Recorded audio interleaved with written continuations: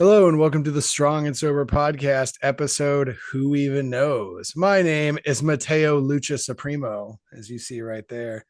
Just had a week full of wrestling. It was great.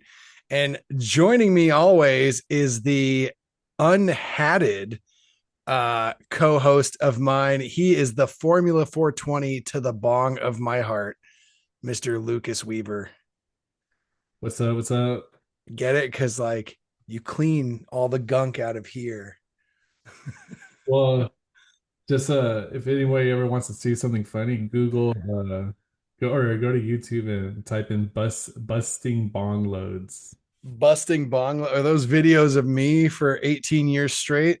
It's a funny ass video that we took like on a green screen of me busting bong loads. So it's out there. There you go. Oh, nice, dude. Speaking of being high, man, like I had the opportunity recently to hang out with some good friends of mine that were like insanely high, and like these are the guys that I used to get super ripped with all the time. I gotta tell you, not that fun. I mean, I love the guys, I still do, but it's like, man, like when you're on a different level than people you're with, and I know we've talked about this, like, especially pertaining to people who are drunk, like it's wild, dude. Like it's hard to relate, you know. Yep. I won't go into too much detail, but I was just like, man, how did I do this for so long? And it's like when I was super ripped too, it's fine, because we're all super ripped. And but when you're the one who's sober and everyone else is like out of their mind, it's like a little something. Like talking with Spicoli times Yeah, yeah, man. But like, yeah.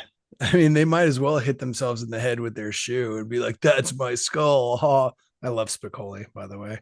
I do gotta say that that video that I'm talking about was like almost 20 something years ago. So that's, what I'm saying? Like, uh, Being that it is 420 right now and we're recording, I saw just announced today that Super Troopers 3 is coming out in August, which I knew nothing about. But like, so I want to ask you something unrelated to the episode. Like, even though you don't smoke weed anymore, do you still watch stoner comedies? And do you still think they're funny, or is it just not the same? the old ones I'm down. Like all of them, like the Stoned Age, Dazed and Confused, like all the ones that I when I was smoking, like a lot. I mean, the new ones, I mean, okay, so I didn't even know there was a Super Troopers 2. So that, but if there's a three, since I haven't watched two, I probably won't watch three. But the first one was hilarious, and I'll watch that one again. So I just think it's the time of like of when like when I watch them back, the nostalgic is I'll still watch them. Yeah, you have the fond memories, and that's enough. They're still funny, like hilarious. I will say two wasn't bad. Like there was a lot of movies, comedies that did like a 10-year later sequel. They had like Anchorman 2 and Zoolander 2 and the Super Troopers 2. And there was some other movie that was in there with the whole thing. And all of them were terrible because they just used the same jokes 10 years later and they fell flat. But Super Troopers 2 mixed it up enough to where it was actually kind of funny. What about Cheech and Chong? Oh, dude, Cheech and Chong is classic though, because it's just Cheech and Chong is like, aside from them being stoned, it's just kind of stupid, Yeah, and like it's just shit that I find funny, anyways. Like I'll still watch Cheech and Chong movies. me It's too. been it's been a while, but like it's crazy looking. Being that it's 420, it's crazy to think that it's been over 3 years since I've smoked when it was literally an all day, every day thing. Like when I have to explain how much I smoke to people, I don't think they fully understand. Like when I tell them I was an all day, everyday smoker, I think they kind of just think, oh yeah, he liked to smoke. But I'm like, no, no, no, no, no. That Sublime song, Smoke Two Joints? Like that was me, but with bowls. It's like I would wake up, smoke a bowl, get out of bed, smoke a bowl, go start my coffee, smoke a bowl, pour my coffee, smoke a bowl. And then it was just like that all day. Yeah, dude. I mean, it could capture you. It could get a hold of you. Oh yeah. So how was your week? You just spent like 12 or like 7 hours getting tattooed, right? Yeah, This is session number 6. I got like 2 or 3 more, but Yikes. yeah, it's not bad anymore. For some reason, I thought the color was gonna hurt, but the actual shading hurt. So I don't know. It differ. What's it differentiates? Like, or what's the word? Like it's shade because my left leg didn't hurt at all, but the back of my right leg was it was very painful. See, for me, it's always the line work that's the worst. I don't know why. I know like line work is one needle and shading is like six, but I think it's just because like you're doing like straight or not even straight, but you're doing single lines and they're going kind of everywhere versus just doing a whole like when I color in a coloring book, I do very hard on the outlines and then I lightly do the inside. Like, and I feel like it pops more. And so I think that's, I mean, this is fascinating podcast content, but yeah. Anyway, anything interesting happened in your week that you want to throw out there? Just the Reds, dude. Turn it up. Just the red. Yeah. The Rockies handed the Dodgers their first back-to-back losses of the season so far. And then the Dodgers came out crying saying the Rockies were cheating. It's like, bro, you're complaining about a last place team. Like maybe you just lost. Suck it up, nerds. Yeah.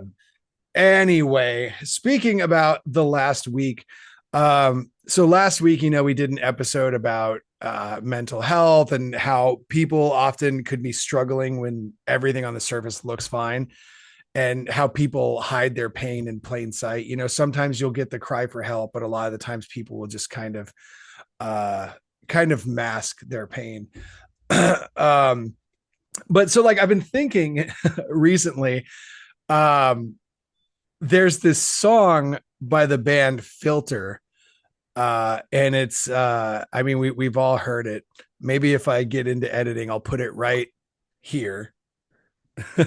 But it's that will you take my picture because I won't remember song, and everybody thought it was like really cute, and it's about him singing to a girl. But my wife told me that there's a deeper meaning to the song, and we'll get into the actual meaning later.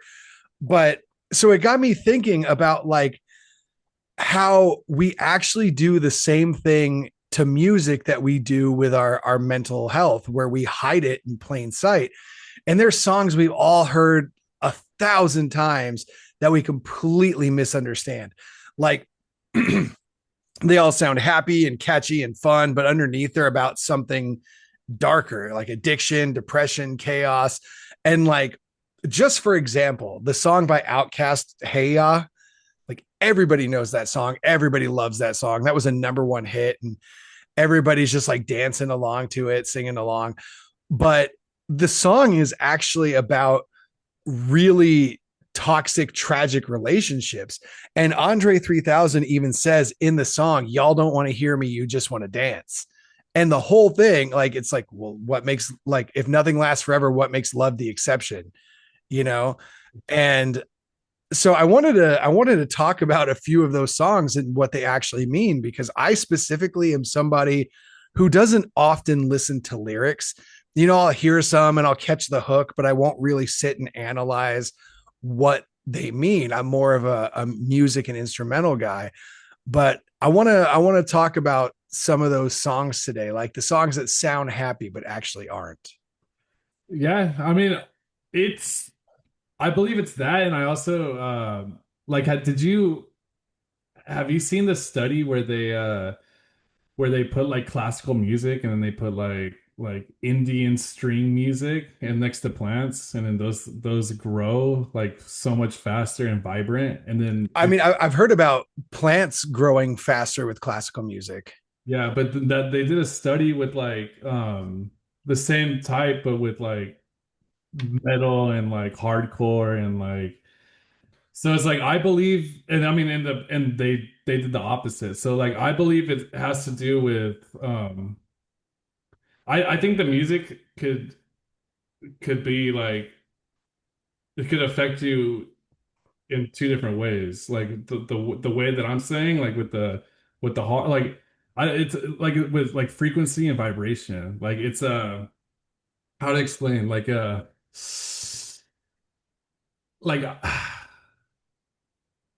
how could I say this with the uh Today, Junior. I know. No, but okay, just what I was saying, like the it could either go two ways. It could be um like the music that you're listening to is affecting you like negatively, or people are like putting it out that way. So I think what you're saying is there's something about the actual music itself that causes you to feel a certain way. Yeah, exactly. Like I noticed when I was younger that if I listened to like calmer kind of pop music, Jesus Christ, the Dodgers are smoking us. I just got a text. Sorry. Like I noticed that when I listened to calmer music when I was driving, I would tend to be doing the speed limit, you know. But Yeah, then if I was listening to something that was like metal or hardcore or punk or whatever, suddenly I look down, I'm like, oh damn, I'm doing 90 miles an hour.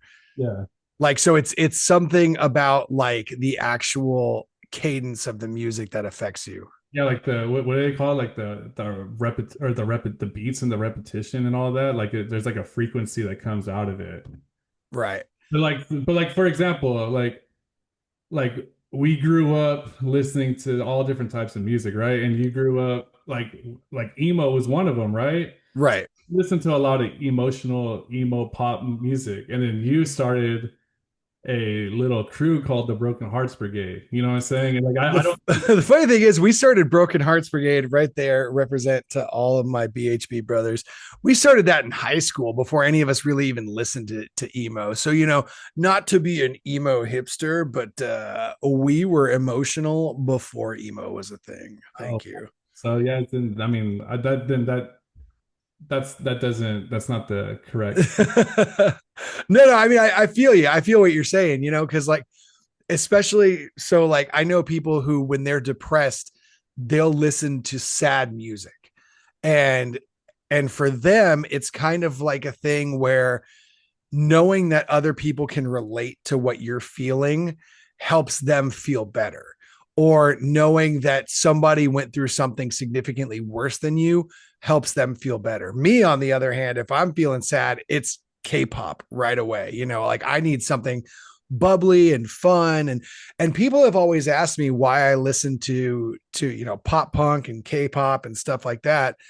And I mean, I've always listened to metal and hardcore and stuff like that, but I always tell them that the world is full of so much negativity anyways, and just everything is so angry all the time that I just need something fun. Like I need something lighthearted to balance out all of the hatred and the anger and the everything else.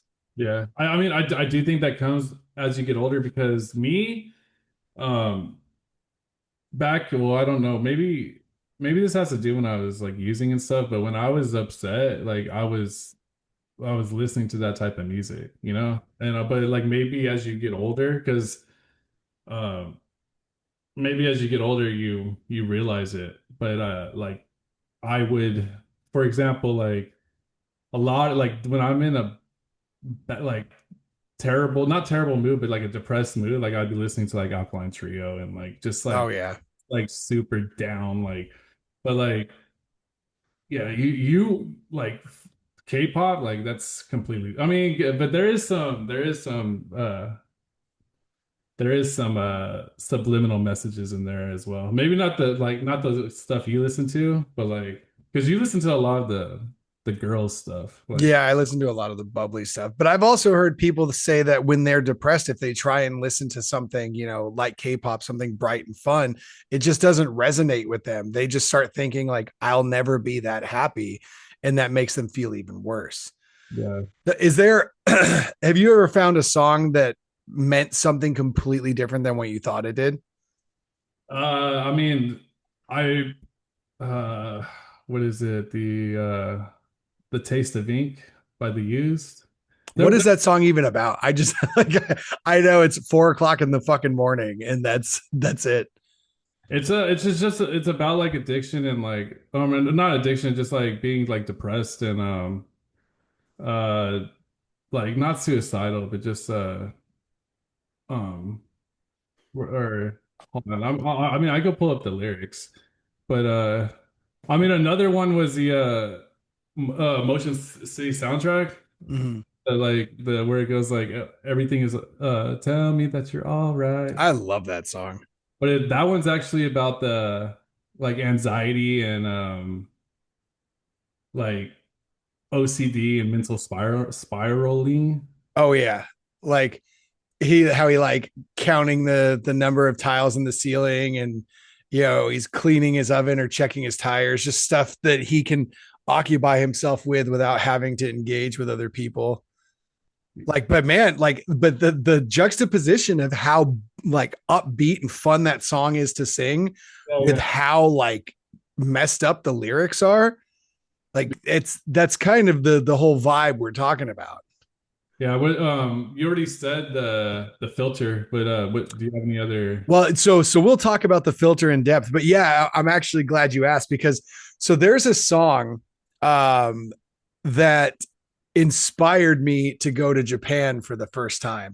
So like near the end of so I got divorced in 2021, and I was kind of like doing this whole finding myself thing and everything, and near the end of 2022 I was hitting a rough patch, and I just like was feeling kind of depressed. Like the girl I was talking to kind of broke things off and told me she was moving out of the country, which she actually did. It wasn't just, like an excuse. But so I was at work listening to music, and I heard this song, and it was in Japanese, and it's called, well, in English, it's called Into the Night, but in Japanese, it's called Yoru ni Kakeru, which I forgot what I think it's racing into, is it racing into the night? So the thing is, like, I heard this song and it was just like so bubbly and fun and just like a really enjoyable listen. And I'm like, man, this is so great. And then I start looking into the song because it's in Japanese, and the song is based on a short story, but it follows a fleeting romance of the narrator and their lover who's constantly trying to take their own life. And so the song is basically about like loving somebody who doesn't want to live anymore, and is constantly trying to commit suicide. And that there was just something so beautiful about that to me. And I was like, man, this song lyrically is incredibly depressing, but musically is just absolutely like a bop. It was super fun. And so then I was like, man, those Japanese, they can make even suicide sound fun. And so then I decided to book the trip. So it was like, Oh, because of that? yeah, because of that, I was just like, you know what? Like, this song is sad, but musically it's so fun. And I use that as a metaphor for my life, where I was like, I am so sad right now. I feel so empty and at the end of my rope, but that doesn't mean that I can't be having fun and be out there living life. And so right then and there, I booked a flight to Japan, and I was like, I'll figure out the rest. And then, then I went every 6 months for the next 4 years. Well, I mean, what did they sing in Japanese? Yeah, so they have a Japanese version and an English version, and they're actually doing their first US tour I think in August, and the tickets go on sale like Fridays, and your boy is signed up for the pre-sale in LA and Seattle. So I'm ready, bro. I've been ready. I was going to go see them in Japan, but like it's sold out instantly. They did one festival show here like 2 years ago, and it sold out instantly. But yeah, so that it's songs can be very fun and upbeat and energetic, but still be really dark. And I think most people, and myself included, don't actually listen to the lyrics. They listen to how something feels. Like if it sounds good, we assume lyrically that it's good. Just like Into the Night by Yoasobi, the music was bubbly and fun, so I figured, oh, the lyrics must be bubbly and fun too. But a lot of artists write about real struggles, addiction, depression, mental health, and they use it under something that sounds super upbeat. Yeah, it's like they're hiding it. Like, um, Yeah. I mean, do you think that like do you think they're trying to say something by doing that? Or I mean, I assume most of them are probably doing it intentionally, where it's kind of like, hey, I'm feeling all of this, but I have to present a certain way. And that's kind of what we all do on a day to day basis. I mean, that's exactly how addiction works. It looks fun from the outside, it feels good in the moment, but nobody's looking at the lyrics, nobody's reading the fine print. And by the time you figure out what it's really about, you're already in it. It's already too late. Like, I know you listen to Bayside, oh, but like, yeah. dude, Anthony from Bayside, he is one of the most morose people, especially lyrically, you'll ever encounter. All of his lyrics are so self-loathing, so depressing, but he writes such good hooks, and the songs musically are so solid that people just kind of, I think, overlook the fact that all of his lyrics are very depressing and are kind of just like, what what is it? Oh, like he has a line that says, "I hate myself for hating myself just enough to love you." And Yeah. it's like, dude, that's heavy. Like, Dude, his lyrics are so heavy. Bayside is the perfect example, dude. Like Oh, absolutely. Like, I have said, nobody understands what self-hatred and depression sounds like more than Anthony Ranieri. It's wild. yeah, dude. Uh, Right when you said that head on a platter, just Head pop on a plate. Yeah. head on a plate. Dude, all of his lyrics. And of course, like when I need to pull some, I can't think of any of them, but When you think of it too, I mean, their drummer did die in that car accident or yeah, dude. accident, so it's kind of yeah. He's not. I mean, he's probably going through a lot too. When he has a song, I can't remember the name of the song and I can't remember the exact lyrics, but it's basically saying like, my mom's telling me like I have to write positive songs, but if I ever did that, I'd be out of a job, because like nobody pays to hear him happy. Like, everybody pays. I think he says like, I'm the it's something like, it's in that song Stuttering, I think. He's like, I'm the king of the depressed or something like that. But all of his songs are just so like heavy emotionally, but he doesn't hide it behind something bubbly, but he has really catchy hooks. Mm. And I think that's why he hasn't been committed to a psych ward under the Baker Act, because like lyrically, like, you would be very concerned about him if the songs weren't so catchy. Yeah, I agree. I that's a perfect example. I when I was going through it, I was for sure listening to Bayside. Oh yeah. Like, and I think that's why addiction catches a lot of people off guard, is because it's packaged in a way that doesn't look dangerous at first. It's glamour, drugs like cocaine and stuff like that. They're glamorized, they're fun, they're party drugs. And it's like, oh, you're going to have a great time. You're going to feel really good. Same with weed and alcohol. It's no, it just takes the edge off. It makes you feel a little loose. And I think that's what gets a lot of people. So, with addiction and with these songs, do you think people ignore the deeper meaning and the message hidden behind it, or do you think they're just not thinking about it? Um, I think they might not catch it. I think I think it's a little bit of all like I don't think they're thinking about it. I don't think they're actually able to catch it just because they're not like, oh, I'm not I'm not focusing on, like, you know how you say you focus on the lyrics. So I think I think it's a little bit of all three.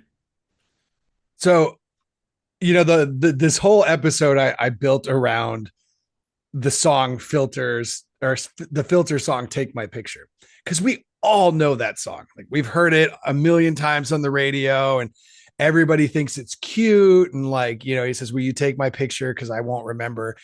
So like, my wife had originally told me that the song was about him self-pleasuring on an airplane. And I was like, dude, there's no way, that's insane. And I look into it more, and it's true, but it's not true. So the it did have an incident on a plane, and I guess what happened was allegedly he got really drunk and then took off all his clothes on the plane and was just kind of acting a fool. And the song itself is actually about his own alcoholism and blacking out. And the song is about him talking to his friends and his friends confronting him about what the things he does when he's drunk. And they're like, hey, do you remember what you did last night? And he's kind of like, no. So next time, will you take my picture when I'm doing these things? Because I'm not going to remember. Yeah. Do you, I mean, do you think people do you think that's for everyone? Like, do you think people black out and not remember, like, you know what I'm saying? Like, I know I did. I mean, I did that all the time. Like even the thing that caused me to quit drinking when I, fell over and cracked my head open, I had to call my friend the next day or text her and be like, "Yo, what happened? Like I'm bleeding, my shoulder hurts." And she's like, "Oh my God, you don't remember?" And she told me everything and she sent me the pictures. Like I still have the pictures of me like bleeding from my head, just looking absolutely wrecked. but what I meant to say was, like, do you think people who haven't blacked out could understand what blacking out is? I don't think you can fully get it. Yeah. Like I think if somebody's never gotten to that point where they're blackout drunk, because I know, and I've been there when other people are blackout drunk, where people will just be like, "What are you doing? Like, get it together." And they're talking to these people like they are fully in control of their actions. Yeah. And it's like, yes, they are making the choice to do these things, but they're really not making the choice to do these things because when you're that level of inebriated, you don't know what you're doing. You're kind of just acting on some kind of drive, whether it's the drive to eat or fuck or fight or do something. There's something primal in you that is pushing you to do the things that you're doing. You're not just like, hey, you know what I really want to do right now? I really want to take my clothes off on a plane and try and assault somebody. Like nobody in their right mind says that they're going to do that. Yeah. And whether it's alcohol or mental health issues, like I think if you've never been there, if you've never been in that position, then you can never understand. It's like if you've never lost a parent, you can't relate to somebody who's lost their parent. You could say, "Oh man, I'm so sorry," but you'll never fully understand until you experience that yourself. Yeah. I mean, dude, I was blacking out like 9 out of 10 times. Like, I was black. It was like at the end of my addiction or my alcoholism. I was blacking out consistently. Well, And see, I oh, was sorry. blacking out and waking up in puddles of piss, like, consistently for like a few years before I realized that I had enough.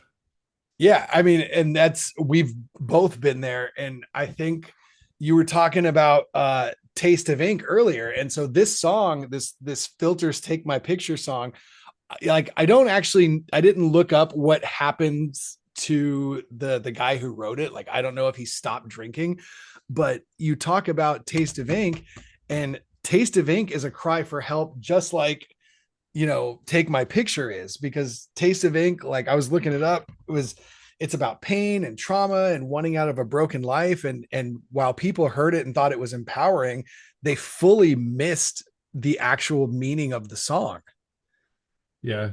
I mean, it's weird because I think when I was listening to that music, I was so young to even understand. Like, because when I was young, like, I may have been depressed, but I didn't know what depression was, you know? Yeah. And I feel like, so, like, to take it back to a previous question you asked, like, I think it's like it's either because, yeah, like, I wasn't even thinking about depression or like anxiety. And I didn't know what a lot of those were until like I was much older in life. So like I think it also has to do with the time period of what you're going through.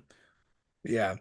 Like, I mean, that song was like really, really kind of an eye opener, and it's what got me thinking because I'd known about Hey Ya for a long time, you know, and I'm like, oh, that's kind of funny that nobody understands what this is, but it's a really a good metaphor for honestly people hiding their addiction and their mental health because nobody goes into work just being like, hey, I'm an alcoholic, or hey, I have a really big cocaine problem. Everybody hides those things, Yeah. and with this he was basically hiding it in plain sight. He was dealing with this addiction for so long, and that this song was part of his way of coming to grasp with it. And like, you know, it could have been incredibly cathartic for him. He may have wrote it to finally let it go, you know? Yeah, you know, like maybe that's the thing. Maybe he's like, you know, because I'm sure, I mean, I know you said you locked yourself in the room, but me, it's like when I cracked my head open, I finally was like, oh man, I'm realizing the extent of this now. I can't go on like this. So maybe that song was him saying like, okay, now I'm recognizing. I mean, for all I know, the guy could still be a raging alcoholic. I don't know. I haven't looked into if he's sober now, but you know, I think they always say in AA that the first step is admitting you have a problem. And I think at bare minimum, that was his first step right there. Yeah. Yeah, And, we need to look into it. and there's so another song, because I have a few examples here. Like this song, dude, was another song of the summer smash hit that was on like it was everywhere. It was on like shows like I don't know if it was actually on 90210, but those kind of shows, the shows on Fox, and like it was like a feel good summer song. And that's Semi Charmed Life by Third Eye Blind. Oh yeah. Everybody just remembers the hook, but nobody actually listens to the lyrics because this is one of the best examples. This song is upbeat, it's catchy, it's like driving in the car with the top down on the way to the beach, hanging out with your friends. But the song is about crystal meth addiction. Like it's about staying up all night, chasing a high, crashing, and needing just a little bit more the next. It's not a happy song at all. It just sounds like one. And I'm pretty sure Steven, whatever his name is, the singer of Third Eye Blind, I'm pretty sure he's not on meth anymore. But dude, that song fooled so many people. Yeah, dude.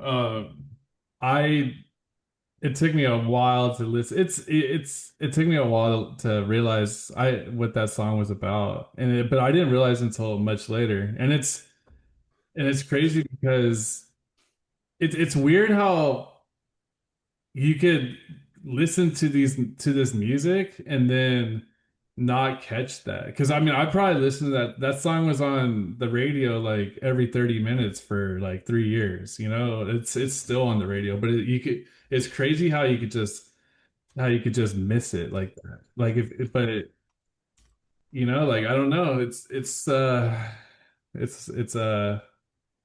I think a lot of it's like a lot of it's subliminal, dude. I think a lot of it has to do with Well, like the funny thing is, you know, we were talking about whether or not people would were ignoring the lyrics or just didn't understand it.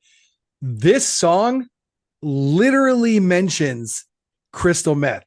It what? says, uh, smiling in the pictures you would take, doing crystal meth will lift you up until you break. It won't stop. I won't come down. I keep stock. And then I bumped up. I took the hit that I was given. Then I bumped again. Then I bumped again. And then I said, how do I get back? You know, so he flat out says like I did meth and then I did it again and again and again. And everybody's just like, dude, this song is a banger. Yeah. I mean, I it could be a cry for help, you know, but like we were talking about, like it's like it's these people are so like elevated and like looked up as like that they're maybe they know that they're not gonna like that's the only way that they could get their help is by expressing themselves, you know? Yeah, I mean, and we talked about, you know, the your voice and the good voice and the bad voice. Yeah. And this song right here, 100% is bad voice in full effect. It's telling you, like, just one more time, you deserve it. It's not a big deal. And it's crazy. Like, so do you think that that's part of why addiction is so hard to fight, because the bad voice just sounds as convincing as the song does? Like, you don't understand the harm underneath the fun. I don't know. Maybe the song is working with the bad voice. You know what I'm saying?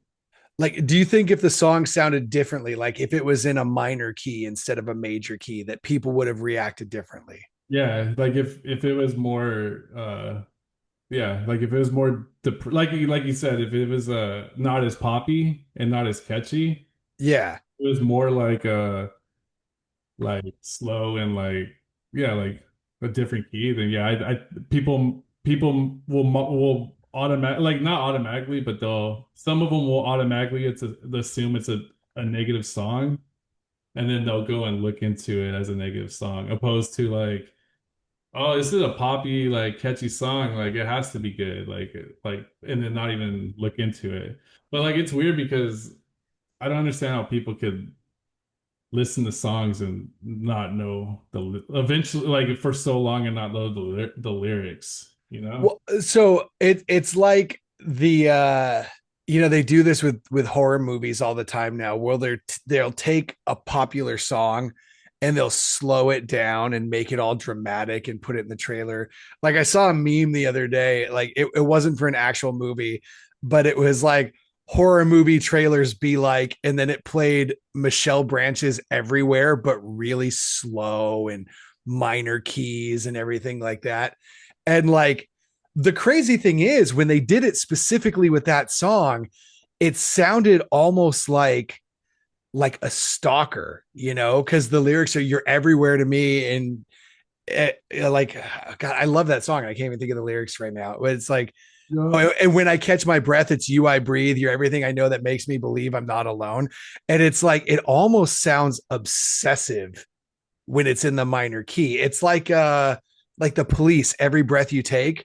It's like people use that song for their weddings, but I'm pretty sure that song's about a stalker. Like, that song is creepy. Yeah. Or So, the red light was it oh, Roxanne. the Yeah, it's about prostitution, like, but the song is so catchy that everybody's like, yeah, I love this. So let me ask you, okay, so we were talking about if the song was in a minor key, if it would have performed differently. Do you think that, with people not really listening to the lyrics, that the song being upbeat and as popular as it was or is, do you think that it draws more attention to the subject if it's popular because more people are hearing it and playing it on repeat? Or do you think if it was a somber, more depressing tone, it would draw more attention to the actual subject matter? yeah, I think so. I think if it was more somber, I think the people who are living that lifestyle will gravitate towards that. And then, but I feel like if it was like if it, but the people living like the happy, like non-depressed lifestyle, like I feel like they would gravitate away from that. Well, so there's another song, and it's this one's not about addiction, but it's about something just as serious. And it's the song "Pumped Up Kicks" by Foster the People. And another song that was all over the radio. It was a massive, massive hit. And everybody hears this song and they assume it's just about like shoes and, like looking cool and all that other stuff.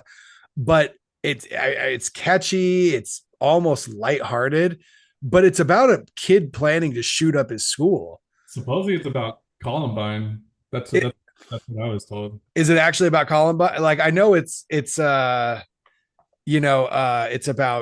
shooting up the school, and the lyrics are from the perspective of somebody talking about his classmates running from him. Yeah. And people had no idea what this is about.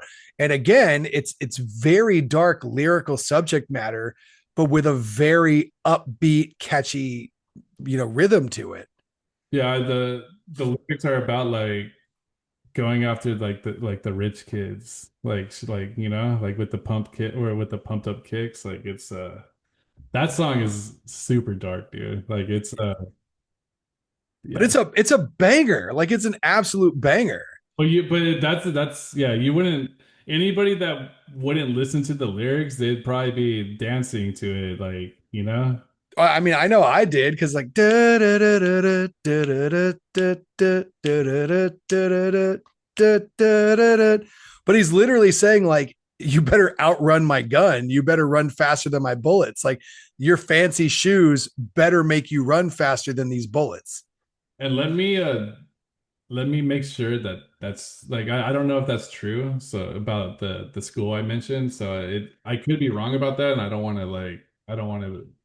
Yeah, I mean it's at least about a school shooting. It may not be that specific school, but it's yeah, man, it's why. And you were talking to me before we recorded about Hawthorne Heights.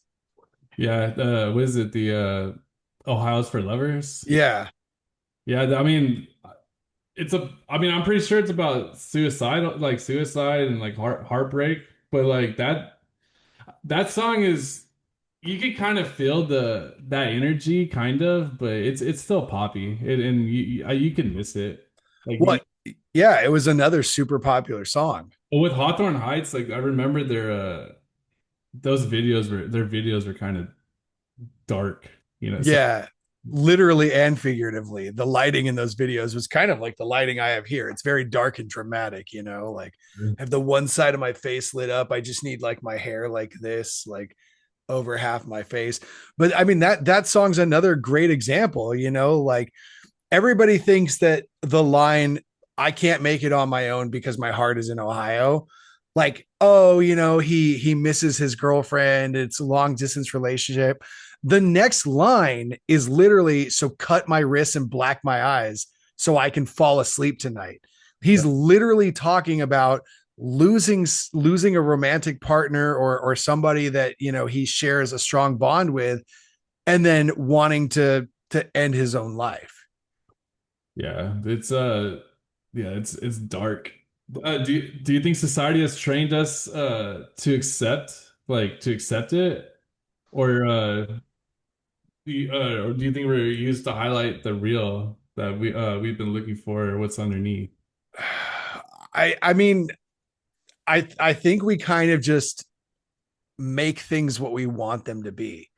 You know, like it's crazy how meta the song Hey Ya is, because he literally says in there, "Hey, I'm singing about something that's messed up, but you guys don't want to hear what I'm talking about. You just want to dance, which is why I made the music as catchy as it is." And so I think like we definitely are I think we definitely are trained to just kind of accept the surface. Like I think especially with music, when you hear a song, you don't always understand the words at first. It has to bring you in with the music. So you hear this song, and I'm just going to keep talking about Hey but it's got this very like it's a very like fun dancey song. Like you could literally just see yourself dancing to it. But then once you're hooked and you have that little taste, and it's a great metaphor for drugs and alcohol, you get the little taste, the thing that gets you in the door, and then you start exploring deeper.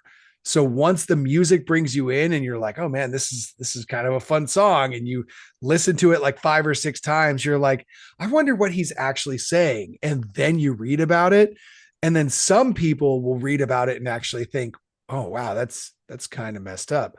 But other people will be like, oh yeah, I've been there, fuck that bitch, you know. And I'm getting a little more free with my cuss words on this show. But yeah, no, I totally think that we're just, society has kind of trained us to ignore the things that we don't want to face, the things that feel bad. And a lot of people do that, you know, on the regular basis. We talked about how your brain sees change as you know, as a threat, and so your brain will try and avoid change. So that's the same thing. Like these songs, the subject matter make us think negative things. They make us face reality and deal with stuff in our regular lives that we may not even understand that we're dealing with: addiction, depression, toxic relationships, what have you. And that forces us to hold up a mirror to ourselves and really look at what we're going through personally. And so a lot of people don't want to hear that. A lot of people don't want to deal with that shit. So they just ignore what the song is actually about. Yeah, I mean, I think now that I mean, just talking about it, like I'm starting to think it's a lot of this is a cry for help. Like for example, the dude from Lincoln Park, Chester Bennington, Yep. like his a lot of his lyrics were kind of sad, and then he ended up doing what he did, and then so it's like I feel like when you're that famous, it's a lot harder to talk about. So they might be the only way that they could to express themselves is through music, and then the music that they're putting out there, people aren't even understanding what it's about. So like if you really think about it, is he's not even get or not he, but they're not even being able to express themselves because the people aren't getting the picture. Well, I mean, so last week we talked about, mental health and how hard it is for people to talk about what's going on in their lives because, either the way society has painted mental health or the access to it or not having people that you feel comfortable talking to. Imagine if you are somebody famous. That's multiplied 100-fold Yeah. because, if I'm feeling depressed, like I'm just, some nobody, and I don't mean that literally. Don't take me saying that I'm a nobody is like Matt needs help. But like I'm just some guy. I'm not a big celebrity, like I'm not somebody that's known by millions of people. But if somebody even like me has a hard time finding people that I feel comfortable discussing my feelings and my mental health with, imagine if you're somebody who is beloved by millions. If it gets out that, oh, I'm unwell, I have all of these demons that I'm fighting, I have all of this stuff that's weighing on me daily, nobody's going to want to hear that because they want you to make them feel good. And if you're feeling bad, you're not making them feel good. And other people, they're going to try, you're going to worry about people being disingenuous. Like, who can I talk to? Who can I actually trust? And then you have to worry about that getting out there. Imagine if Chester went to one of his friends and was like, hey, I'm in a really dark place. I have burnout. I have this, I have that. I'm dealing with severe depression. And then suddenly, like, the word gets out and people start putting it on TMZ. Oh, Chester Bennington has depression. And, he's talked about wanting to take his own life. It's like, well, if you listen to his lyrics, he's literally like, I don't know a whole lot of Linkin Park, but I know that song Crawling. I'm crawling in my skin, these wounds, they will not heal. I mean, that is not the lyrics of somebody who feels comfortable and happy in the place they're in. Yeah, and it's crazy because they seem like they have everything, the talent, like the money, the fame, and they can't outrun it. I mean, it tells you uh it no matter what circumstance, like it could still find you, no matter who you are.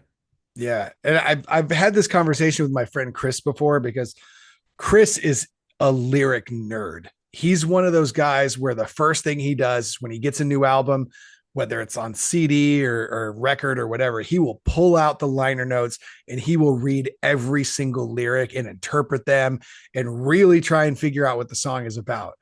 And I had the conversation with him. I forgot what song we were talking about, like, but it was a song that we'd both listened to a million times. And I was like, oh, is that what he's saying? Like, I had no idea. And he's like, what do you mean? Like, we've sang this song a million times. I'm like, yeah, but I don't know the actual lyrics. If you ever notice, like, I'll sing the hook, and like maybe one or two lines throughout the verse, but I don't know every word to this. So I had no idea that's what he was actually saying. And Chris was like really confused and almost offended. He was saying, that's like looking at the clouds and not trying to make them into shapes. And Huh. I was like, well, yeah, I just look at the clouds and I'm like, that's pretty cool. And that's what I do with music. Like, I'll listen to music and pay a lot of attention to the actual instrumentation of the song and how that the music itself makes me feel.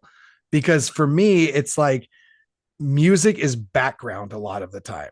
So if the instrumentation is fun, is upbeat, is bubbly, I will 100% take that song as a feel good song, regardless of what the lyrical content is. And why do you think so many people who look like they have everything are like they struggle the most? Because what do you have left to fight for or to work for? Think about it. Like right now, if you want like okay, like I wanted a new truck for a long time, ever since I bought my last car in 2014. If you have everything, if you have all the money, you can go out and buy 10 trucks.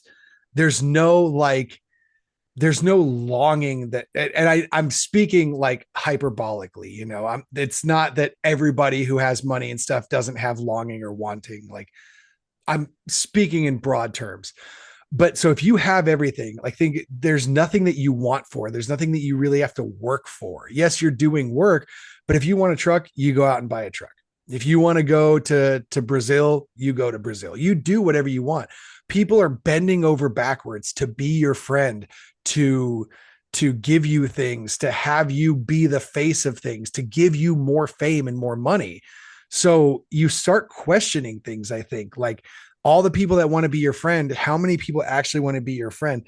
Like, so a friend of mine plays in a band and like they broke up a long time ago, but they still do like little shows here and there. But I remember having a conversation with him in 2004. And he's another guy like Anthony from Bayside, where all of his lyrics are really dark and kind of messed up. And he has this song that everybody was misconstruing, and the song is about him going through a breakup and his friend who's a woman being there, being like, my poor baby, let me comfort you, like you don't need anything, I have you, don't worry. And all of these, he calls this woman out by name. I'm being vague on purpose, but he calls his friend out by name. And he would get people coming up to him at shows and being like, oh man, that song, fuck that bitch. And he's like, they don't understand. They just want to be my friend so bad because I'm in a band, because of who I am. They're not actually listening to what I'm saying. And so I think when you're somebody who has everything, you start to question things and you have this sense of longing. You long for real connection. You long to know that people are genuine, and you wonder, do people actually like me for me, or do they like me for what I can do for them? Do they like me because of my status? Do they like me because of my money? And, since I wanted that truck for so long, I had my other car for 12 years, and I just ride or died with that car. And I was like, well, I'm going to get this till the wheels fall off. And then thankfully, with my career change last year, I was in a position where I could buy it.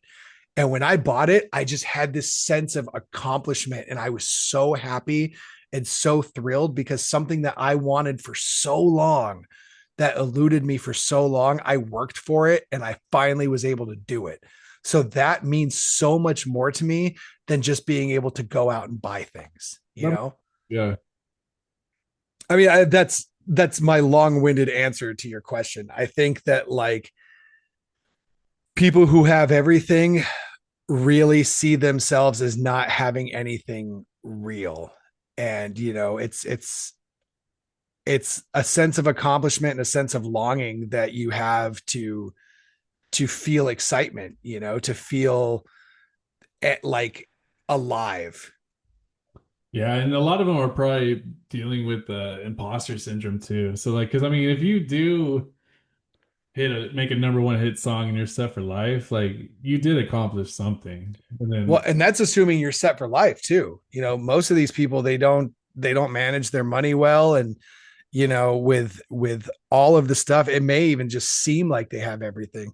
Because yeah, think about these one hit wonders. yeah, Like they write a massive song that sells millions and millions of copies, and they may seem like they're making a bunch of money, but then by the time the label gets involved, and the money that the label fronted the artist, and the money for creating or manufacturing the album and distributing the album and promotion for the album and tours and this and that, and A&R guys and all these salaries, the artists themselves might see a fraction of that money.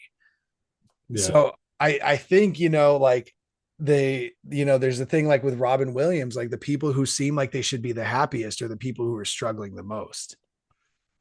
Yeah. And I didn't think about it that way because yeah, the people like the people like the one hit wonders, they I mean they're still getting streams, but those that revenue is going straight to the to the labels and to their, especially years later. Oh yeah.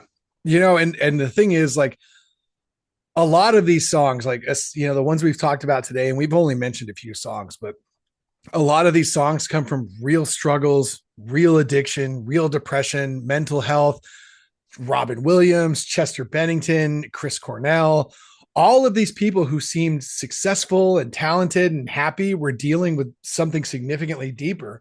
And they shared that they shared that pain with the world, and so many people misinterpreted what they were saying. And I'm not saying that caused them to do what they did, but I don't think it helped. I think that maybe just added to the loneliness, where it's like you write a song pouring your heart out and you're hoping that people are going to catch it and relate to it. And then everyone's just singing along. It's like the song of the summer. It's on TRL. I'm dating myself by talking about TRL, but it's on the front page of Spotify on songs of the summer. And the song is about like your darkest moment in your life. Do you think people assume success is equals happiness? Oh yeah, absolutely. It's because you don't want for anything, or they think you don't want for anything. Oh, you have so many friends and so much money and you get to see the world and all this other stuff. And it's like, you don't realize what people are going through all of the time, and we've talked about that on the show where, even if somebody pisses you off on the road, you don't know what that person is going through in their day-to-day life. Like, and think about it. Okay. So let's stick with Linkin Park. So Chester Bennington, Linkin Park toured the world, right? Yeah. And that's what everybody wants to do. Everybody wants to travel, everybody wants to see new places. But you kind of have to think, how much of the world did he actually get to see? Like, okay, so you're flying to Tokyo, right? And you're going to play a show in Tokyo. Generally, you're not spending a week in that city. Wherever you go, you drive in, you get to the venue, you go right in, you load in, you do sound check, and then you sit in the green room.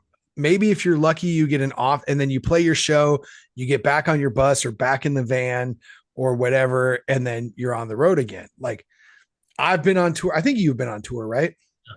Yeah. So, too, like, granted, we weren't in big bands, but it's like you pull up into the city, you get to the venue. If you're lucky, you maybe get to walk around a little bit and eat some food around the venue.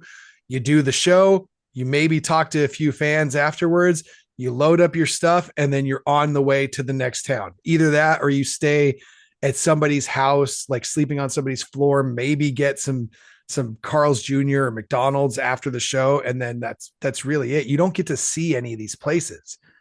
Yeah. So like, And then we weren't big enough to like be getting chased down the street, like, like not just a lot of those people who are famous, like they have to stay enclosed. So it, and that can't be good for their health either. well, exactly. And then, like, the bigger you are, think about it. Like, every celebrity we've mentioned, Robin Williams, Chester Bennington, Chris Cornell, all these other guys, they have security with them at all times. So, and I know some celebrities wind up befriending their security, but think about it. You have somebody with you at all times, but they're with you because they're being paid to, and because their job is to protect you.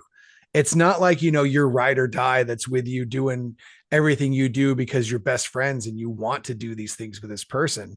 They're literally being paid to be with you. Yeah. And they're like your handler kind of. Like, so do you think, on that note, there's something about, I kind of talked about this earlier. Do you think there's something about being in the spotlight that makes it harder to ask for help? Like, the bigger the image, the harder it is to crack. Yeah, I mean, just like we were talking about I think it's all it's definitely harder to ask for help, and maybe that's why they're doing it through lyrics or through, Yeah. because it's they can't. And like you said, like uh for them it's like, oh, if it gets out, then then they get TMZ hits it, and then next thing you know, like since it made freaking headline news, and now they have to go into like a psychiatric just because so people won't worry about him, that like they're forced to do that. Like it's so like I could see why uh they don't talk about it. And I could also see why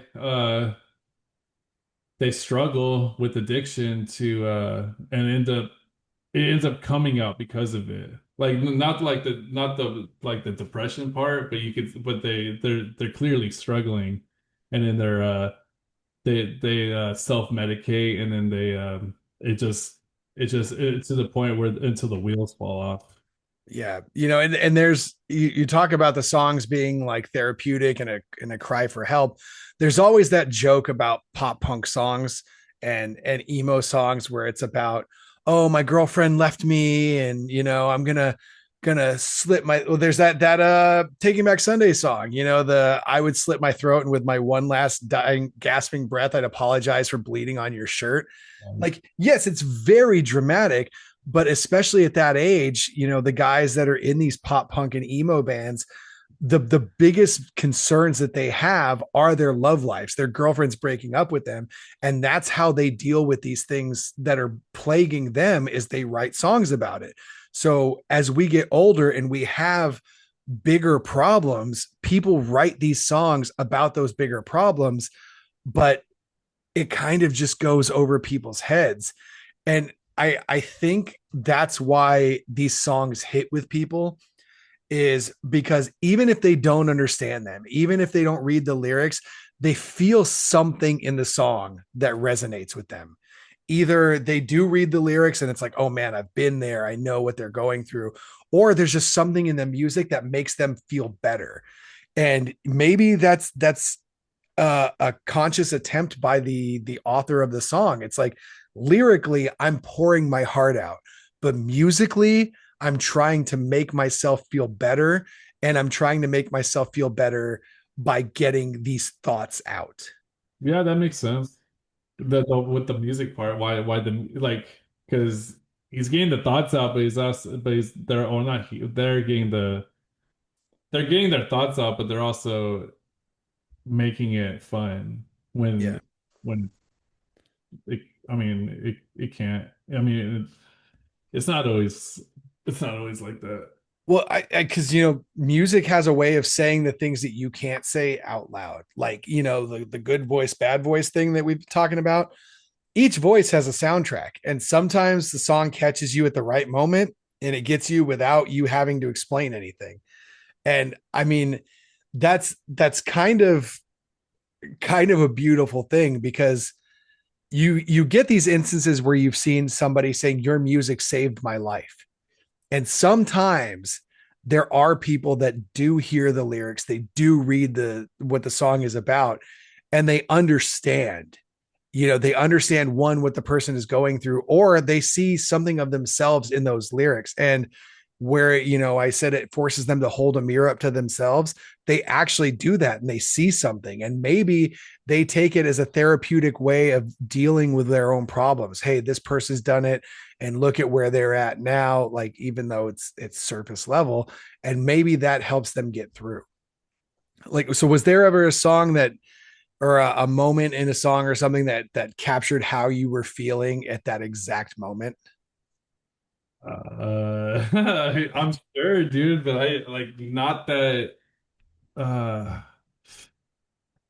Uh, I mean, not at the top of my head, I can't think of one. But dude, like I've music for the longest time was my life, and I really felt it. Like when I was going through it, it helped me out a lot. And then when I was it also made me confident, and it made me made me happy. But it's yeah, it's just it's I if I yeah, I can't think of one at the I mean at right now. What about you?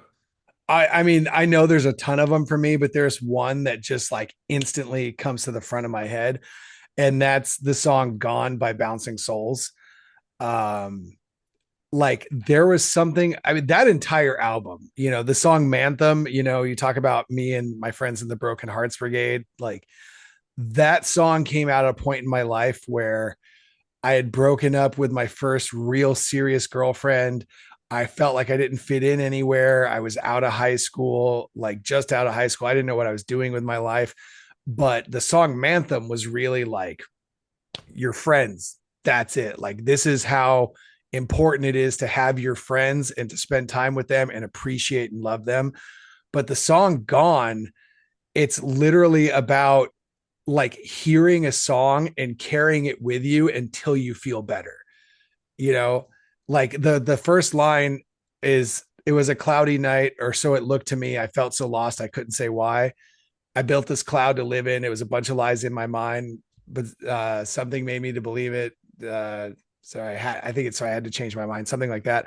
But then like uh the chorus is, it was a darkness all my own. A song came on the radio. It went straight to my heart. I carried it with me until that darkness was gone.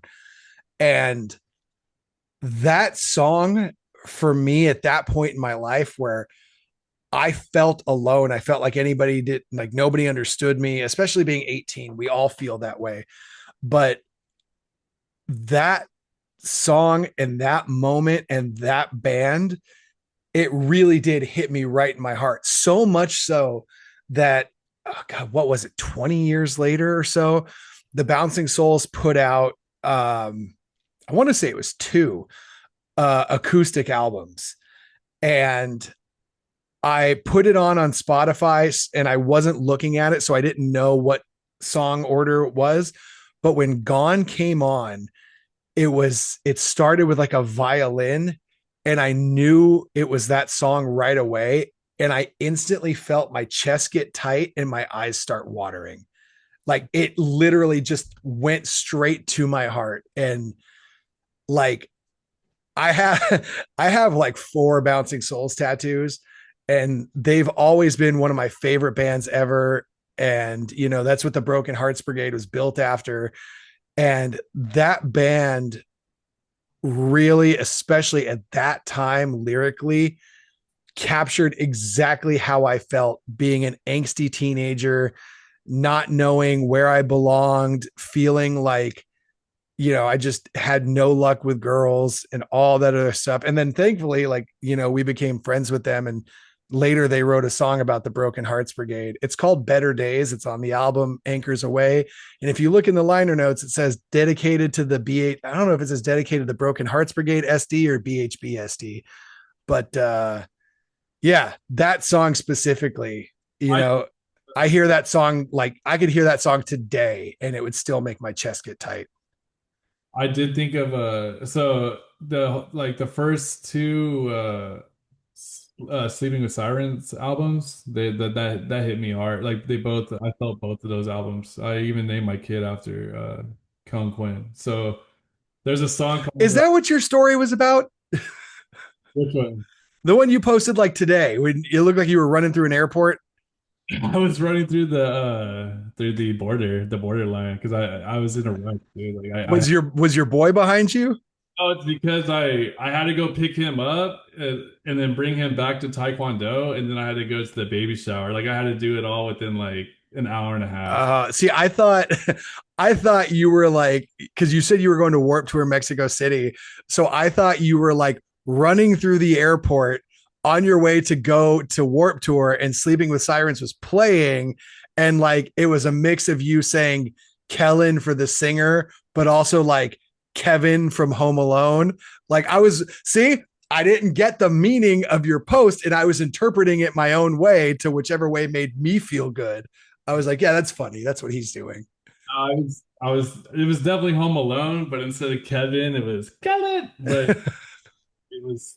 Kellen's the name of my son. I even yeah, I named him. Well, me and the baby mom named him after Kellen Quinn. But the I mean, there's a song that really freaking like got it's called "A Trophy Father's Trophy Son," and it's pretty much about like his dad was like an alcoholic and Mhm, being like not being around and choosing the bottle over like the family. mhm. Like, that wasn't how mine was, but because my dad was around, but he wasn't fully around, if you know what I mean.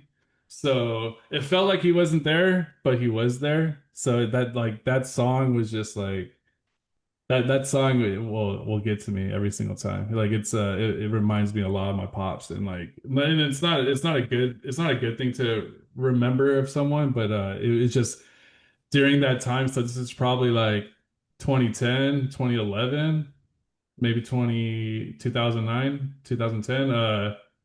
It was because I was going through the addiction, and then I mean my dad was struggling too, and my mom. But yeah, so like that song, if I could think of anyone that I felt, it's that one for sure.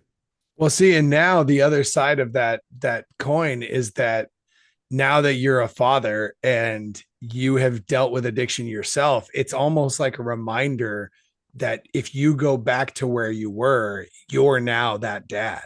100%. Yeah, and that's like I say this all the time. I tell my son this all the time that he saved my life, and like if without him, I would probably be not who I am today. That's for sure. So, with all we've talked about today, I think the big takeaway here is that we don't just misread songs, we misread people the same exact way.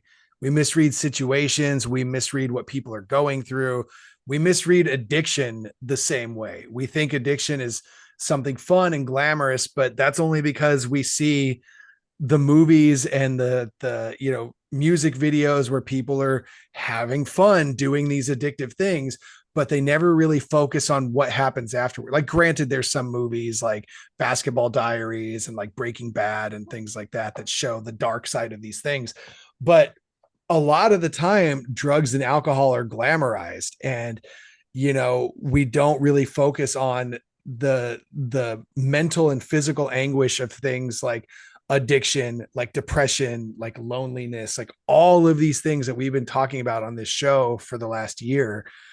And I think that everything on the outside looks like one thing, but inside it's something completely different. And the good voice is often getting like buried underneath all of this stuff where the bad voice is kind of just taking control. And when the bad voice is taking control, we don't recognize it. We're just sitting there looking for the good. We're looking for that catchy hook. We're looking for the major chords. We're looking for the things that make us feel good, because once we realize that the bad voice has been there all the time, it forces us to actually confront that bad voice and the things that have come with it.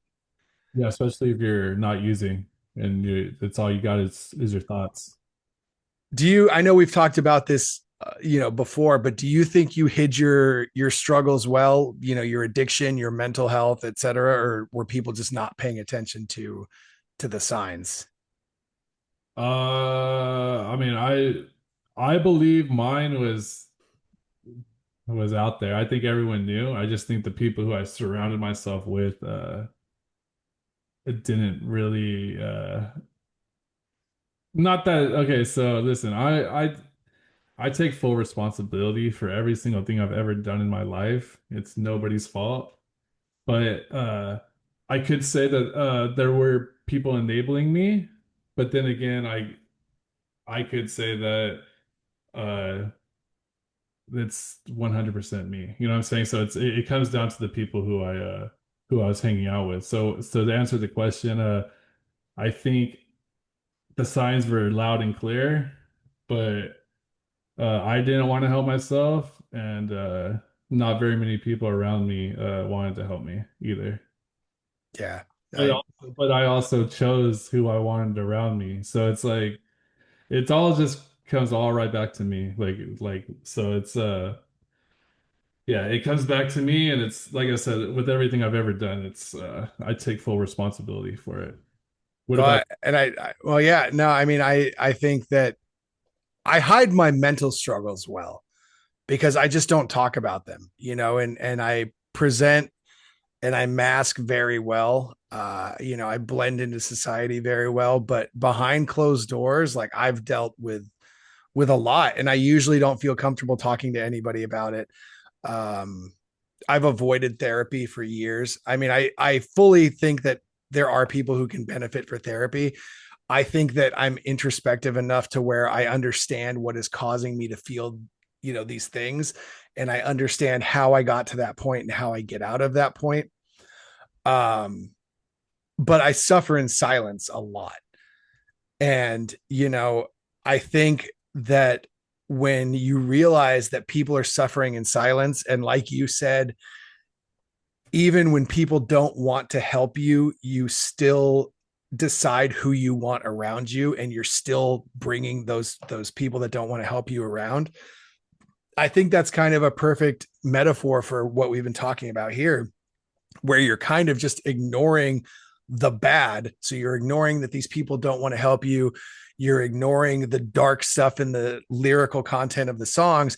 And you're focusing on the fact that, oh, these people are fun to hang out with, or this song is fun to dance to, or it's got a really catchy hook.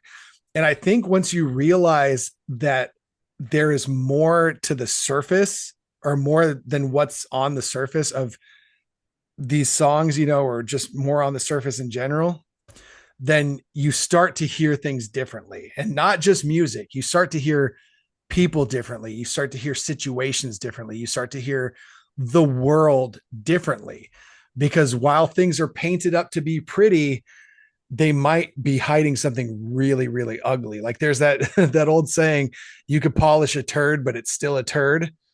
Like that's kind of it. Like something may look pretty, but it may honestly just be shit underneath. yeah, I mean that's a good metaphor. Yeah. So what's one thing to wrap this up? What's one thing people might overlook that could be a sign that somebody's struggling? Well, I mean what you just said, because I mean you say in silence, so and or like that you said a lot in your mind, right? That's so like that's hard to that's hard to and that's hard to notice, and that's hard to tell. But I mean, so I would say if you haven't talked to someone that you're normally talking to, like a lot, like not constantly, but like you have like you talk to them a lot, but and then they suddenly stop talking, I would say that would be a good sign to just to go and check up on them. Yeah. Yeah. Yeah, isolation, withdrawing from multiple things, from withdrawing from your friend group, withdrawing from activities, withdrawing from work, or just talking.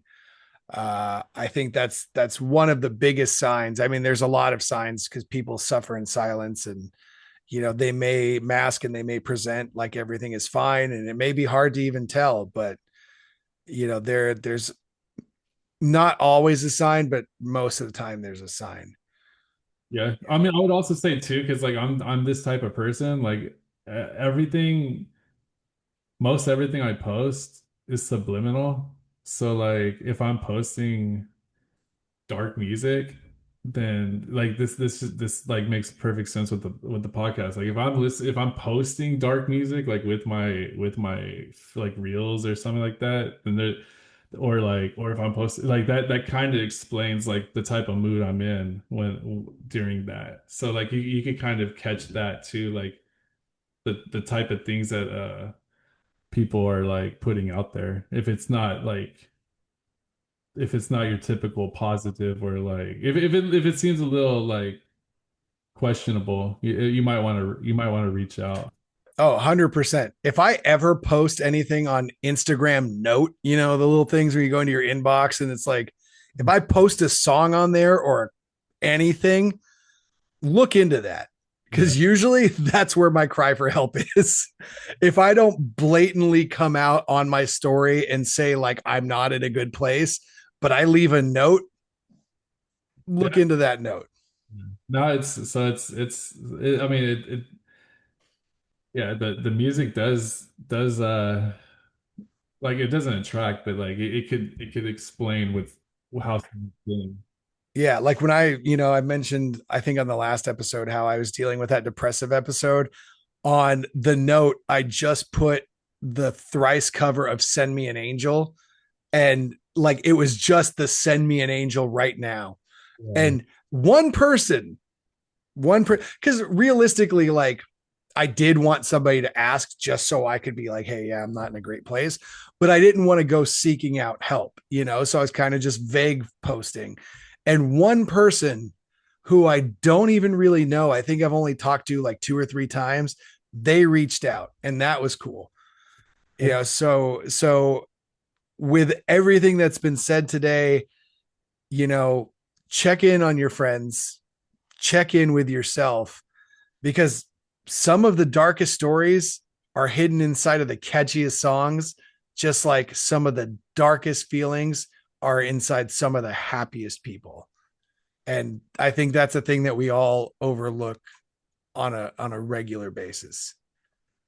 Yeah. So with that, this has been the Strong and Sober podcast. We thank you again for listening. If you would like, you could follow us on Instagram, Strong and Sober Podcast, or you could follow Luke Weaver, and you could follow Luke Weaver at Luke Weaver, LVKE Weaver on Instagram. I am at Matty Ding Dong, Matty. If you can't spell ding dong, guess what? You're a ding dong. And also, if you have any questions, comments, success stories, addiction stories, anything you want to be a guest on this show or have a suggestion for a theme, send us an email, strongandsoberpodcast@gmail.com. If you haven't already, please consider liking, sharing, subscribing, because all of those things help us with the algorithm on Spotify, on Instagram, all of those things. And it helps us get in front of more eyes, more ears, and it helps us help more people, which ultimately sometimes that's all we need is a little helping hand. And you could be that helping hand for someone you know or someone you don't know, which is what we're trying to do here. So for Mr. Lucas, I have no hat today, Weaver. I am Mateo Lucha Supremo. Thanking you again. As always, stay strong, stay sober, stay tuned, and we'll see you next week.